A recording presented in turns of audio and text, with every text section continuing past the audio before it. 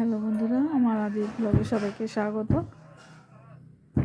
আজকে কালকে একটা সমস্যা হয়েছে। কালকে আমি যাচ্ছিলাম বাপের বাড়ি, হাওড়া বাপের বাড়ি। সেখানে ওরে বাবা লাগছে, বলছি কেন লাগছে। হাওড়া বাপের বাড়ি যাচ্ছিলাম, এই যে আদিকে নিজের মতন আছে, আজ কিছু করতে পারছি না। সেখানে বাসে উঠবো বলে দাঁড়িয়েছিলাম। এবার বাস আসছে কিনা পেছন ফিরে দেখতে গেছি, দেখতে গিয়ে আর পড়ে গেছি। পড়ে গিয়েই পাটা ভেঙে গেছে। যে পাটা আজকে ডাক্তারখানায় যাব, বোন এসে সব করছে। আর ওকেও তো আমি দেখতে পাচ্ছি না, ফোন নিয়ে বসে আছে, নিয়ে হাত থেকে কেড়ে নিই বা পেছন পেছন গিয়ে আমাকে করতে হয়। সেসবগুলো বেশ ভালোই একটা পেয়েছে। পা সরাতে পারছি না, পুরো কারো সাপোর্ট ছাড়া আমি চলতেই পারছি না। কী করে আপনাদের সব ব্লগগুলো দেবো সেগুলো ভাবছি, হয়তো একটু দেরি হবে। সব জায়গায় তো যেতে পারছি না, বিছানার মধ্যেই বসে আছি। এই যে ওর মতন করে ইচ্ছা মতো ফোন দেখছে, এই ঘরের ভেতরেই সবসময় আছে। আর কি দেখাবো আপনাদের, বোন এসেছে, বোন সব করছে। এই যে ও বোন করছে, আর এই প্যাকিং করে রেখে দিয়েছি। যদি প্লাস্টার করে তাহলে বোনের বাড়ি যাবো, আর যদি না প্লাস্টার করে একটু আস্তে আস্তে থেকে গিয়ে আবার যেদিন প্লাস্টারের ডেট দেবে সেদিনে গিয়ে প্লাস্টার করে একেবারে বোনের বাড়ি যাবো। প্লাস্টার করলে তো কিছু করতে পারবো না, সেই জন্য। হঠাৎ করে কী হলো দেখুন না, আরে এই সব বিছানা অবস্থা কি খারাপ, চারিদিক ছড়িয়ে ছিটিয়ে আছে। এই একটু পরেই আমরা বেরোবো, 4:45 ডাক্তার ডেট দিয়েছে, একটা অর্থোপেডিককে দেখাবো। কালকে একটা দেখিয়ে নিয়েছি, খুব যন্ত্রণা হচ্ছিলো বলে একটা ডাক্তার দেখিয়েছি।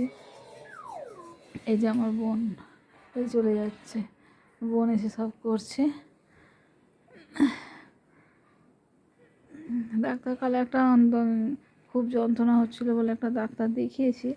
ডাক্তার দেখিয়ে ওষুধ দিয়েছে। ওখানে কোনো ডাক্তার ছিল না, রবিবার তো। RMO দেখে পেন কিলার দিয়েছে, আর এক্সরে করে দেখলো যে ভেঙে গেছে। এই জন্যে আমাদের আবার পাশের বাড়ি একজন বললো, ওর হাত ভেঙে গেছিলো।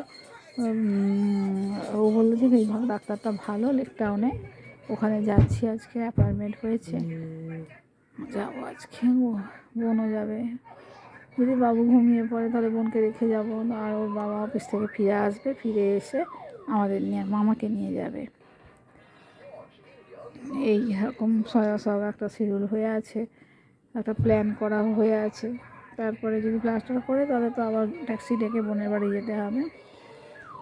নাহলে এখানে তো কিছু করতে পারবো না, বাবাইকে তো সবটাই করিয়ে দিতে হয়, সবই তো জানেন। আমাকে কে দেখবে আর ওকেই বা কে দেখবে, সেই জন্য বোনের বাড়ি যেতে হবে। এই আজকে আর সেরকম কী দেখাবো আপনাদের, কিছু দেখাতেও পাচ্ছি না। ঠিক আছে বন্ধুরা, আবার একটু ভালো হই বা আস্তে আস্তে দেখাবার চেষ্টা করব। দেখি আজকে ডাক্তারখানা যাওয়ার পর কি বলে, তারপরে আপনাদের সব দেখাবো। বাবু ভালো হোক, বাবা একটু উঠে বসো, টাটা করে দাও, বন্ধুদের টাটা করে দাও। হ্যাঁ ঠিক আছে বন্ধুরা, আজ আর বেশি কিছু দেখাতে পারলাম না আপনাদের, পায়ের জন্য। পায়ের অবস্থা খুব খারাপ। ঠিক আছে, রাখছি তাহলে। ভালো থাকবেন, আপনারাও সুস্থ থাকবেন।